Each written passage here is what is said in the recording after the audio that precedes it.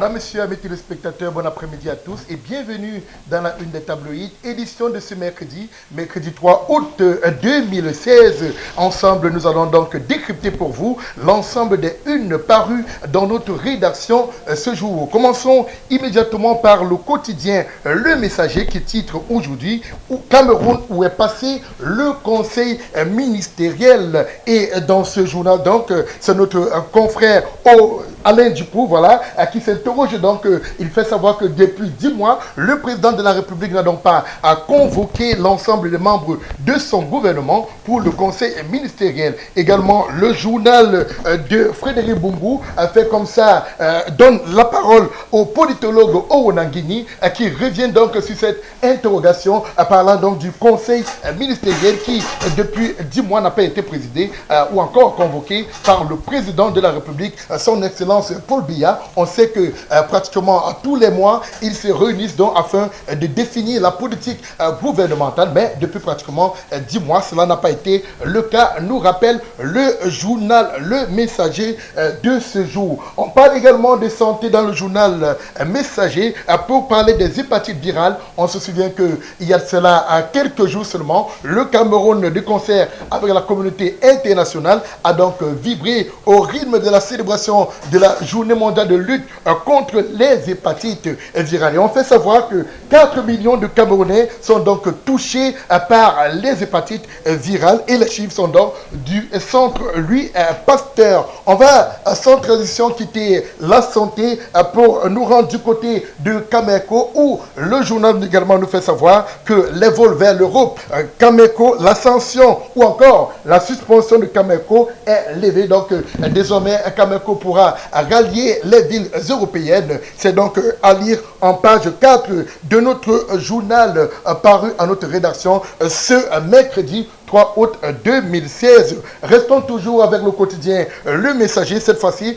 pour parler donc de la désignation d'un nouveau gouverneur à la Banque des États de l'Afrique centrale. On rappelle que le vice-gouverneur de cette Banque des États de l'Afrique centrale a été désigné. Il s'agit donc du Camerounais Dieudonné Mekou, qui est donc désormais le vice-gouverneur de la BIAC. Il va prendre fonction en janvier 2017. Le journal Le Messager nous fait revient un tout petit peu sur le mode de désignation des gouverneurs et vice-gouverneurs de la Banque des États d'Afrique centrale. Et cette fois-ci, le journal donne donc la parole à un économiste. Il s'agit de Babissa Kana qui revient donc sur cette désignation-là et fait savoir c'est le pire des modes de désignation qui puissent exister. Donc, cette analyse est donc alliée en page 2 où cet expert financier revient donc de fond en comble sur le mode de désignation des gouverneurs de la Banque des États de l'Afrique centrale. Nous sommes donc avec le quotidien Le Messager. Nous restons toujours pour parcourir la une de ce quotidien-là. On revient maintenant pour parler des examens officiels. On se rappelle que le 29 juillet, on a donc promulgué les résultats pour ce qui est du probatoire de l'enseignement général et commercial. Et lorsqu'on jette un regard, lorsque le journal jette un regard sur le taux de réussite, tant sur la zone francophone que sur la zone anglophone, on se rend compte que les francophones sont en baisse de forme. Oui, les francophones sont en baisse de forme pour ce qui est des examens officiels 2016 et il parle également de l'exploit de la zone anglophone. L'information est donc contenue en page 9 du quotidien Le Messager de ce jour. Voilà, on a donc terminé avec Le Messager.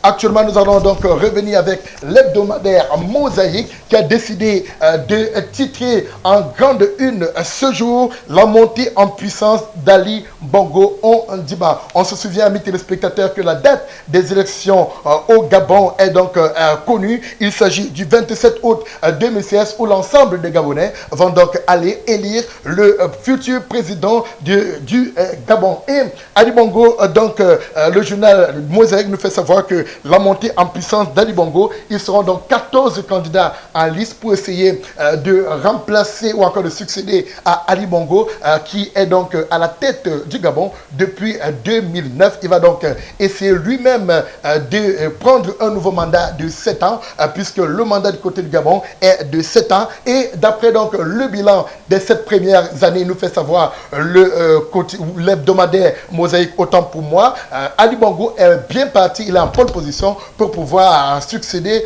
à lui-même au poste de président du Gabon. On reste toujours avec l'hebdomadaire Mosaïque, cette fois-ci pour parler du Rassemblement démocratique du peuple camerounais, section Vouri 2, où que ce soit RDPC, on parle des hommes, le FRDPC, les femmes et l'OGRDPC, les jeunes de ce côté-là, dans l'arrondissement de Douala, deuxième, pour parler du RDPC, section Vouri 2, ils ont donc entamé des descentes sur le terrain afin de redynamiser les troupes, encore qu'on sait que les échéances électorales s'approchent à grands pas dans notre pays, le Cameroun. Les membres du parti de la Flamme pour l'arrondissement de Douala deuxième sont donc déjà en effervescence et ils ont fait savoir auprès des militants du RDPC de cet arrondissement. Nous restons toujours dans l'hebdomadaire Mosaïque, amis téléspectateurs, pour parler de cette odeur de détournement des fonds d'APE au lycée bilingue de Godi Bakoko. L'information est donc à retrouver en page 5 de l'hebdomadaire Mosaïque,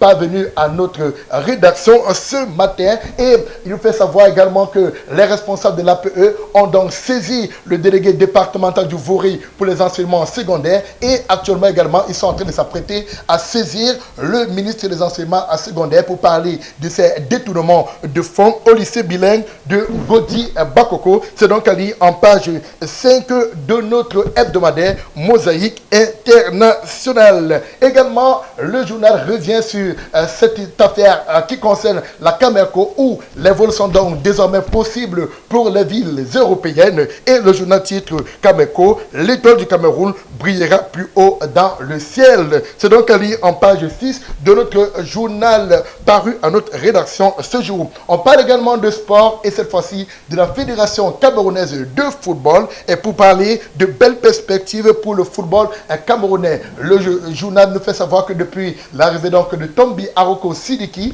à la tête de la Fédération camerounaise de football, il est en train d'engager ou encore d'enclencher de très belles victoires. On voit des infrastructures qui sont en train de naître et le journal salue donc l'action de Tombi Aroko Sidiki et rappelle encore de belles perspectives pour le football camerounais. Le journal également parle de l'actualité internationale, et lorsqu'on parle d'actualité internationale, on parle également des élections aux États-Unis d'Amérique, avec d'un côté les républicains avec Donald Trump et de l'autre côté les démocrates avec Hillary Clinton. Le journal s'interroge ce jour et demande: Hillary Clinton sera-t-elle la première femme présidente des États-Unis? C'est donc à lire en page 10 du journal Mosaïque international paru à notre rédaction ce matin. Voilà, madame, messieurs, c'est l'essentiel de ce qu'on peut retenir des journaux parus à notre rédaction ce jour, ce mercredi 3 août 2016. Nous espérons que demain, dans le cadre de ce